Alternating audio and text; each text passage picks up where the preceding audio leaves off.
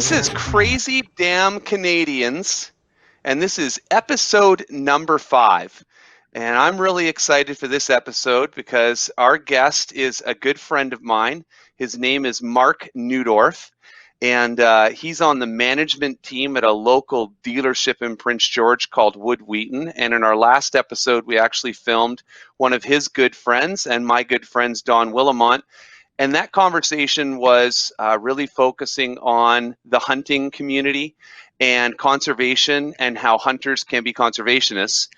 And he mentioned you, and then we got kind of talking about you a little bit because something really unique that I think will resonate with people across Canada has occurred just recently in our city. And that unique thing is a little girl got sick. And I'm not going to say who the little girl was or how you found out about it. But Mark, can you tell us who is this girl and how did you find out she was sick? So yeah, I'll give you a little bit of a background on myself. So for me, I've been in Prince George for about 9 years. Come from Vanderhoof. I was raised there for 24-ish years. Met lots of people. Had a next door neighbor or close to a next door neighbor. Used to come over and jump on the trampoline, and that was knocking on probably 18, 20 years ago. And that was the mother to this girl. Her name is Carolyn Krawczyk now. But anyways, I've known about it for a long time. This is a struggle for them that's been, knocking on 3.5 years now, where this young girl, and her name is Hallie, where she has got a poorly differentiated chordoma. It's a very, very rare form of cancer. About 1 in 20 million people get it. And so this young girl, Hallie, has been struggling with this, and obviously the rest of the family as well for 3.5 years now. It has been absolutely innumerable trips, surgeries, treatments, radiations, all of this kind of stuff for 3.5 years. In 2018, she was actually in hospice. So, you can only imagine how hard that would be. And she's a fighter. She's 12 years old and she's a little gymnast. She's a firecracker. She seems to always have a smile on her face. And it's one of those things where I've known about it for years, and now it came down to essentially crunch time, where either she gets this surgery in the U.S. or there's nothing else they can do for her, and they can just kind of live out whatever days that she may have left. And so her parents have been incredible throughout this whole thing. So I know Matt especially has researched. Matt, in my opinion, has more knowledge about this form of cancer than a lot of the doctors. I would say probably the majority of doctors across Canada today, as her father. And so he's done an incredible amount of researching, studying, doing all this kind of stuff. And they've actually taken the lead on a lot of these different kinds of treatments and drugs and different things that you can do to try to, cure your child. Right. So, if you look at it, Yeah. it's your child, you're going to do absolutely everything in your power you can. You're not going to take no for an answer. Well, and so Right. that's where the story gets a little bit different, is because they were looking up treatments and they discovered a treatment in, is it Philadelphia? That's in Pittsburgh. So in Pittsburgh, Okay. they've got they've got a facility where this specific kind of cancer, they do the treatments. It's a proton beam radiation sort of a treatment, and surgeries, different things like that. To give you an idea, it's they're going to be down there for around 6 months to have these procedures done. So it's going to be between Pittsburgh and Boston, and you can imagine, right? So at the start of all of this, MSP had said, so that's Medical Services Plan, had denied Matt and Carolyn any kind of funding whatsoever to have this surgery done. To my understanding, the surgery is going to be in the area of $325,000 Canadian, it's $250,000 US, just to have the surgery done. And so what you have to understand when they say that, that is for the physical surgery. That does not include complications. That does not include extra medications. That does not include anything to do with them staying down there. It has nothing. It doesn't cover mortgage payments at home, time off. It doesn't cover any of that stuff. And when you're looking at something, as a minimum amount of time that they're going to have to spend down there of six months, that's a huge financial burden, right? Well, and So plus yeah, future issues that could arise for this child, like there could be stuff in the future. So what was your guys' target? What were you trying to raise? Right, you're thinking MSP is not going to cover this. She Yep. can live potentially, if we can get this treatment, very limited time left without the treatment. What do you need to raise? What was the objective? Okay, so I'll go back a little bit further because I'm going to give you a thought, a little bit of a glimpse into my mind when I started this. So, to give you an idea, go back a little bit. My brother was diagnosed with COVID, which obviously you know. And anyways, I Hmm. had been in I had been in contact with him. And so, anyways, because I had been in contact with him, because of where I work and I work with the public and stuff, it was mandatory that I get a COVID test just to make sure that I'm in the clear, because I'm in the management at the dealership there and I come across a lot of people as well as my sales team who come in contact with a lot of people. It was the responsible thing to do. So this happened on a Tuesday afternoon. I got sent home from work, and it's been nagging at me. People can call it what you want. I'm a very, very open, very blunt kind of a person. You feel this tugging on your heartstrings. You can call it conscience. You can call it God. You can call it whatever you want to call it. But for me, I had ignored this tugging for a while already. Like, you should do something for these people. This girl is so perfect and so precious and so amazing. Like, you should do something. And I kind of, it's like, okay, well, I got to work. I got to work. I got to do this. I had to put my priorities first. Then I get sent home with COVID. And the next morning, Wednesday morning, I woke up at 4:45 a.m. and I was awake. And I mean, like, eyeballs staring through my eyelids awake. And the first thing I thought of was her. And so, anyways, my wife was still in bed. I jumped out of bed and went into the living room. And just on a whim, I was like, okay, well, I've done this once before for a young girl. Her name was Prim, down south, where we just had a small group on my gun selling page, and in 3 days' time, we raised $7,000 for her. Just people donating stuff. We'd auction it off. It'd get gifted back. It'd get auctioned off again. It went off without a hitch. And so, anyways, at 4:45 in the morning, I was like, okay, well, I'll just start a Facebook group. I'm going to label it as a hunting auction group because I know that my hunting friends are going to want to support this. Um, hunters generally are very loyal people. I've been in the hunting industry for, 18, 20 years, and I know a lot of really, really good people in that industry. And so I thought that maybe I would just reach out to them and see if maybe, end this by Friday, do a 3 day auction, hit $10,000. And, at this point, I was under the impression that the surgery was going to be in the area of $100,000. And so I figured, hey, if we can hit 10,000 bucks, pay for 10% of the surgery, it's 3 days that I'm stuck at home with COVID anyways, and I hate sitting around. So I was like, okay, well, this is what we can do. Right. So that's when I did notice, and you messaged me asking, can you put this group out? I really had no idea what it was. I just knew I was being asked to share something. And I noticed that it was a hunting group raising money for a little girl. I didn't know the story, but presumably you got a couple items from friends. You asked people in the hunting community if they had any items to donate, and you popped them up. What happens next is you start selling the items. Oh, it was amazing. And actually, the only thing that I'll correct you on is the cool part is we never asked for donations. Not one time in this whole, 12-day period that we did this, we never asked for donations. So what I did is I put up something of mine. So I just showed people, I was like, this is how this is going to work. And so for me, I'm good at doing European mounts on deer, bears, coyotes, all of that kind of stuff. Essentially where you clean stuff up so that you can have a kind of a keepsake of it, right? And so, anyways, I put this up and I said, this is how we're going to do this. And I just put it as auction number one and explained, how the rules, just bid on it. And, had already put in the rules of the page that all the money was going to be going towards Hallie, explaining what the money was going to be used for, who Hallie was. And all of a sudden people start bidding and bidding. And I'm like, okay, cool. This is how it's supposed to go. And then all of a sudden I got a message. Hey, I can do European skulls too. Can I do one? And I was like, heck yeah, you can. Absolutely. Auction number two, another European skull. And so all of a sudden people start bidding on that. And it, I can't even explain it, Dave. It went from selling, or just not selling, but donating a European skull to my wife and I both being on our cell phones. For the first 5 days, we averaged 14 hours of screen time between the two of us. Hmm. We were both sitting in the living room, and absolutely swear we never once turned on the TV other than just to listen to Christmas music. I never checked my personal Facebook page.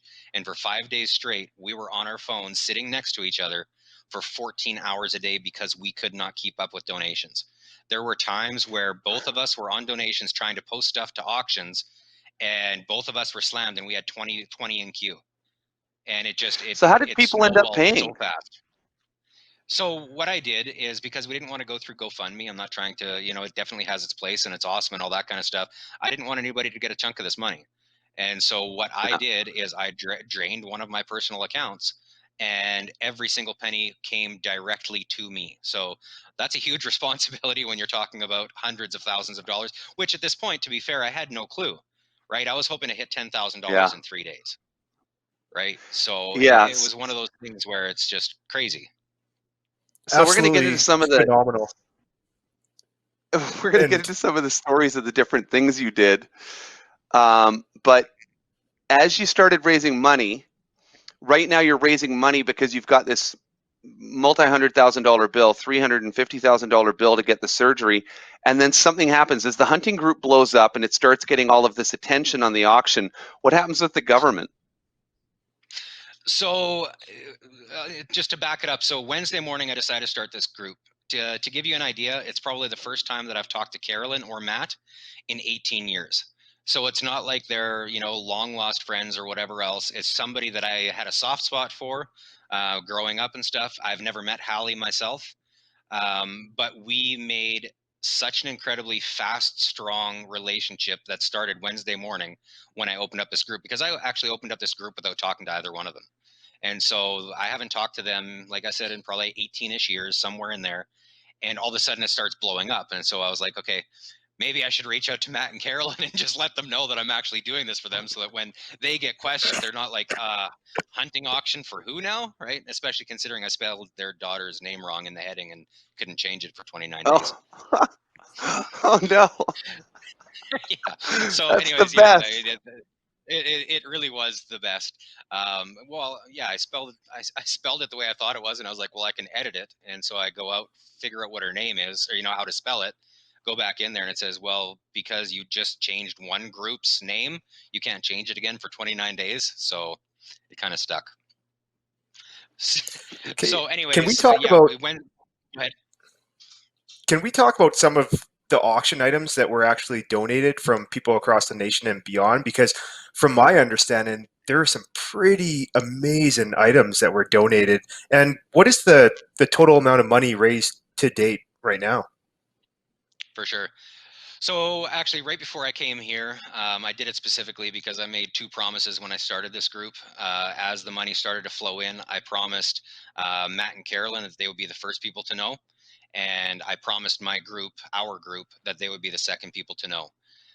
So I'll give you a little bit of an idea. We got donations from everything from cinnamon buns to homemade sausage to multiple truckloads of gravel to round hay bales. We got guided hunting trips from as far away as Manitoba. We had probably 12 to 15 all-inclusive charters that were either for sturgeon, ocean fishing. We had 10, maybe 10 full deer mounts that retail at about $1,000 a piece. I can't even go. We finished the auction on auction number 400. So you can imagine we had 400 auction items. But when you have a 10-pound What? package of yeah, we had a 10-pound pack of sausage, and these were actually some of the items that were being donated at the very beginning. There's Vanderhoof. It's a Mennonite community. It's my background and stuff. So there's lots of people that make their own stuff. So the first people to put up sausage, they put up a 10-pound pack of sausage, and it went for $425. So you're looking at $42.50 a pound for some smoked sausage, right? And then of course they did it again, and I think next time around it went for 475. And so there was multiple people that started doing this. There was stuff donated as simple as a pin cushion, just a small pin cushion that went for almost $100. Children's books. There was artists reaching out from all over BC, Alberta, that were donating, sketches of you and your dog or your family, like portrait artists. Like, we're talking high end artists. And then people like Jim Shockey started to jump on board. So the people that don't know who Jim Shockey is, he is the equivalent, like the same as what Wayne Gretzky is to hockey. that would be the equivalent of what Jim Shockey is to the hunting community. He is the guy. So he actually posted my post a couple of times, reached out to me personally, donated, shared it amongst his friends. There was multiple other hunting TV show hosts and sponsors and stuff that reached out to us. So it was absolutely unreal. The snowball got really big, really, really fast. What were And some Mark, of the you and biggest your items? wife, What's that, sorry?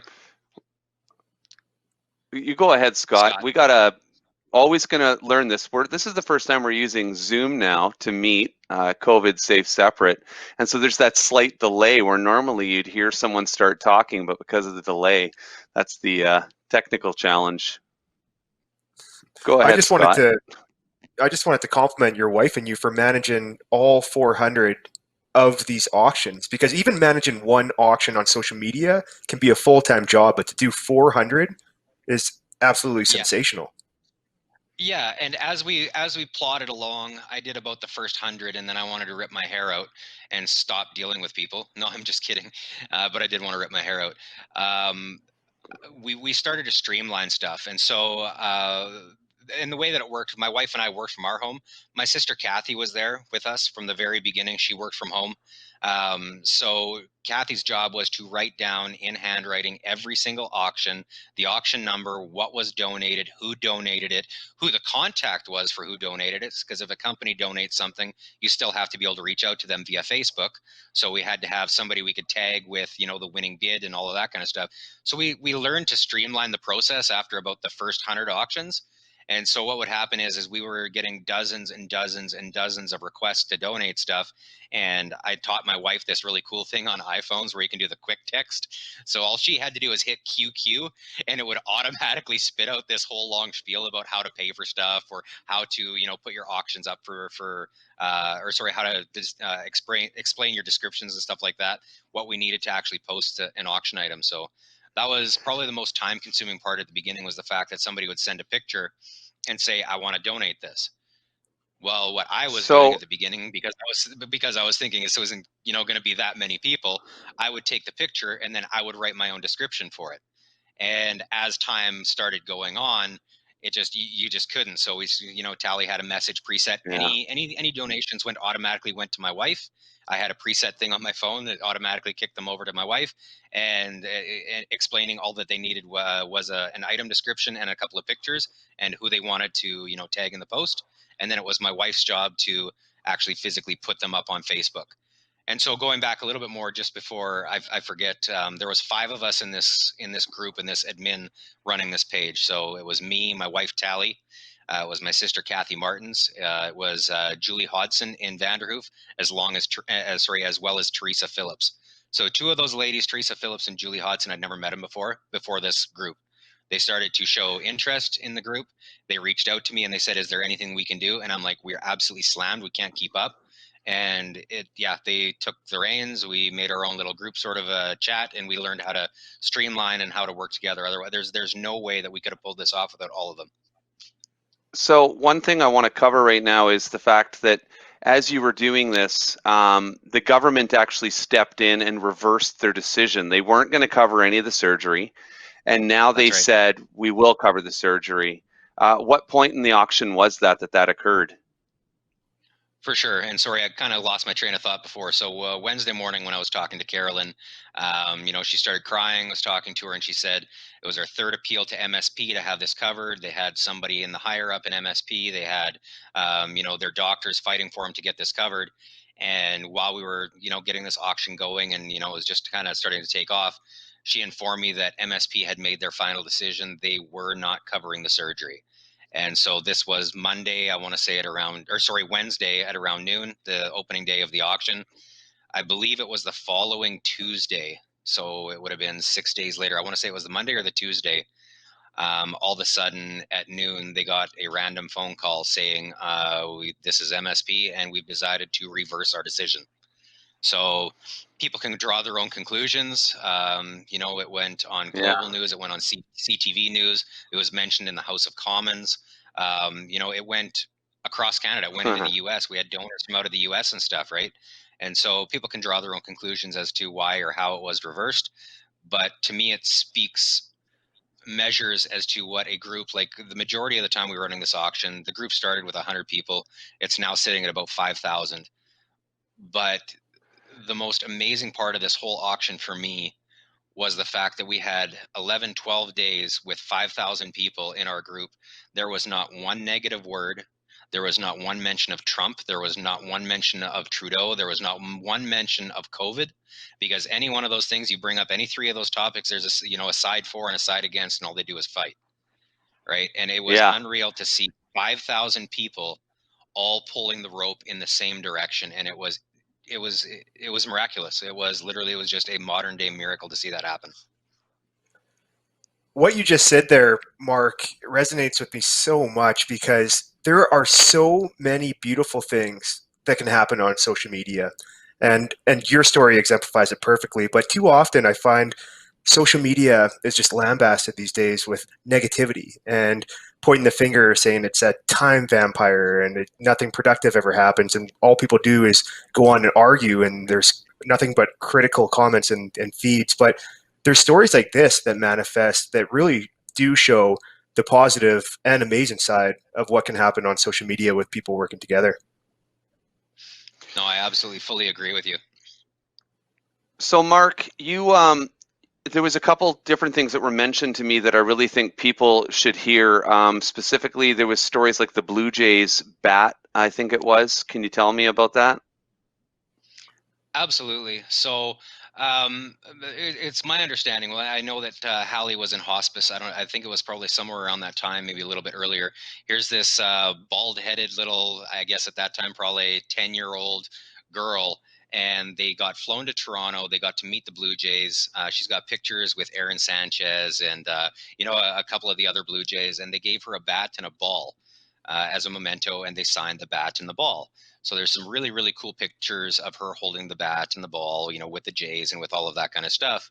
And so as Hallie is watching this auction unfold, because they're kind of watching it from home, kind of getting excited when people bid and seeing the new items, it was almost a little bit of a relief and a break for them, I think, from the daily thought of, my daughter is dying, she needs help, we need to get her help, a lot of this kind of stuff, tons of stress during this time. I think it was a little bit of a relief for them.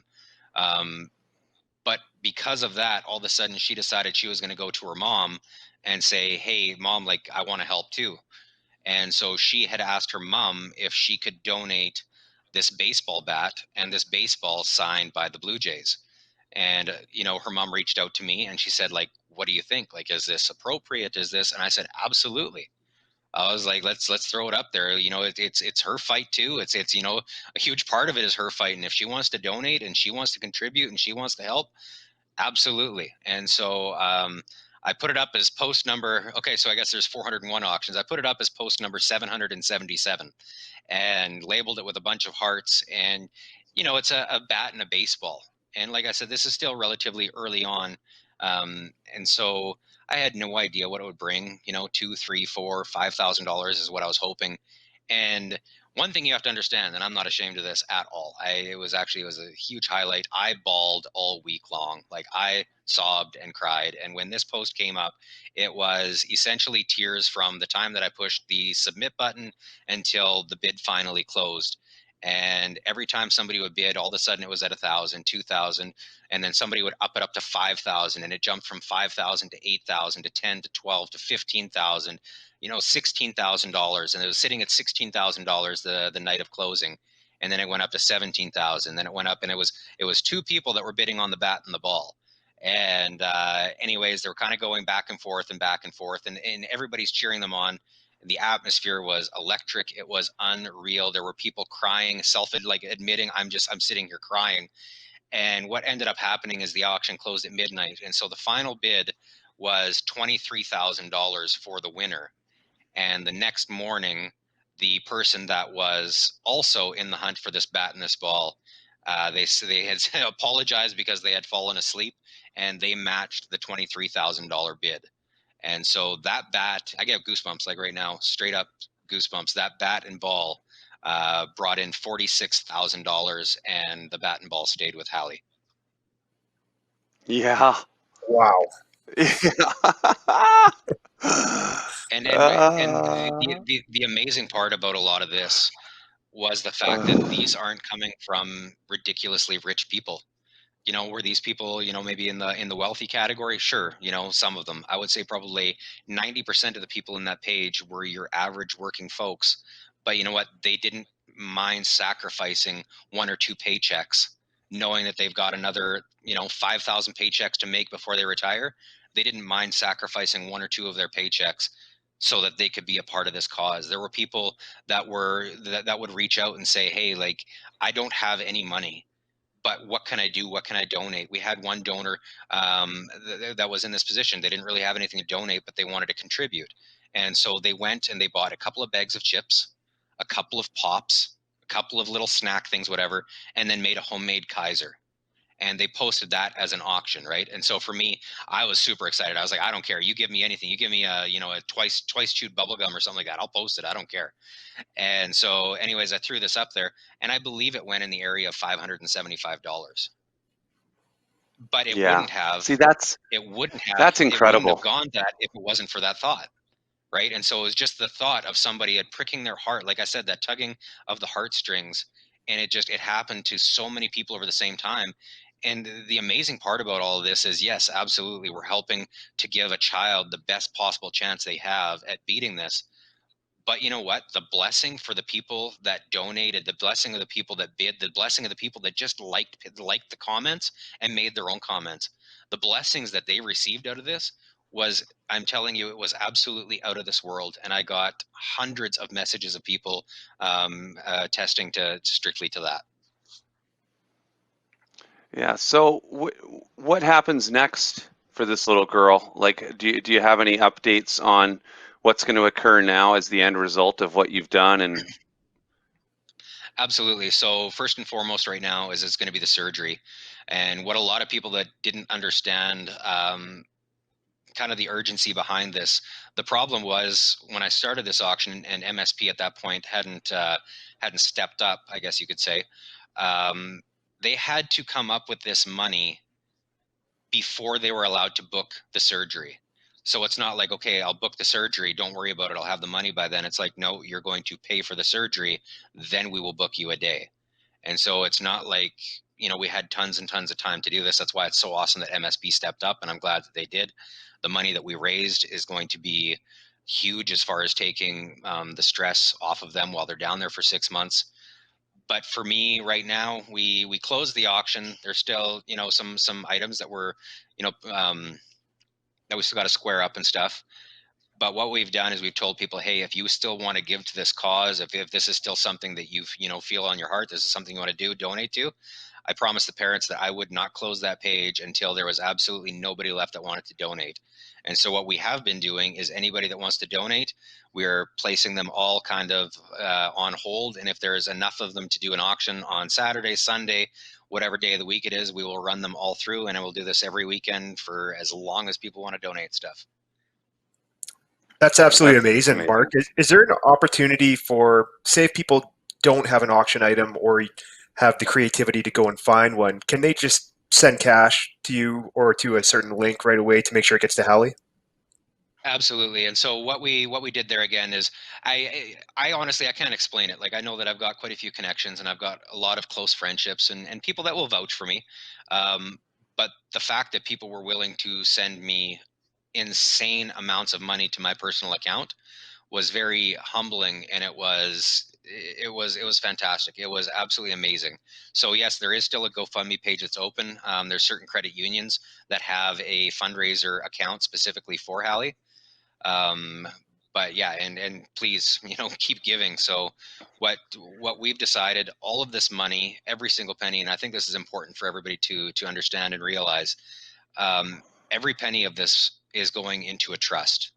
And so every dollar that is being donated, if there is all of a sudden a surplus, which I doubt there will be, just because of the fact of what this is going to cost them over the next 5 years, however long it is my will that this money stays with them in trust to cover any kind of medical expenses. I don't care if this is until she's 70 years old. I don't care how long it takes.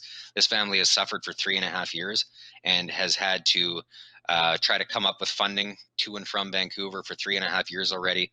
It's my wish that this money, and it will happen, this money will all end up in a trust for them for as long as they could possibly need this. Yeah, and you know what? That gives them the flexibility that they can decide in future, we're okay now, and they can reallocate it, like famously happened with baby Diego, who needed a kidney.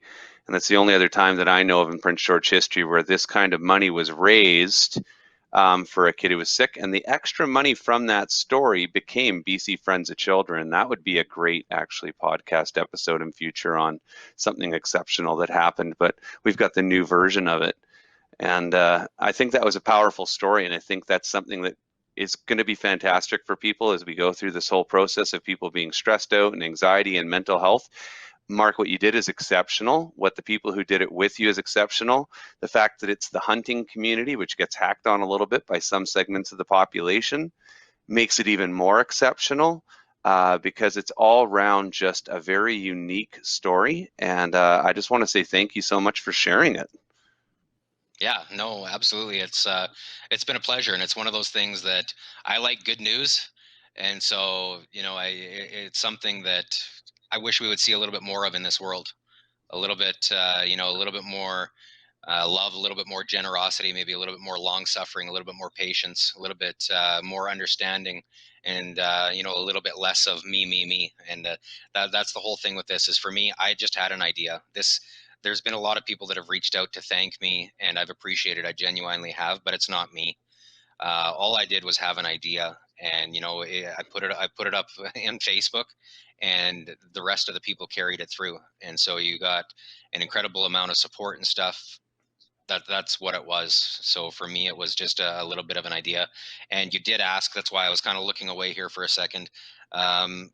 Scott, you did ask how much we raised. We raised $325,882.34 in 11 days. Wow. Yeah. And I think with that, that's the capstone. When this episode airs, that's what we're going to put. How a bunch of crazy small town hunters raised $325,000 for a sick little girl in 11 days. And Mark, you guys are heroes. Whether you want to hear it or not, thanks, buddy. that's a hero. I know, I appreciate hero it. quality.